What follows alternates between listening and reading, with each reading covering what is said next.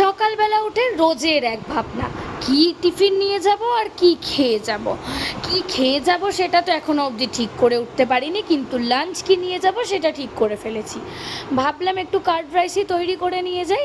তাই যেমন ভাবা তেমন কাজ, ঝটাপট হয়ে যাবে আর প্রচণ্ড টেস্টি, প্রচণ্ড হেলদি কার্ড রাইসই তৈরি করে নিলাম। আর তার সাথে ভেবেছিলাম ডিম সেদ্ধ দেবো, কিন্তু ডিম সেদ্ধ দেওয়ার আর সময় হয়নি। তাই একটা ডিমকে একটু ভেজে ভুজিয়া করে নিয়েছিলাম।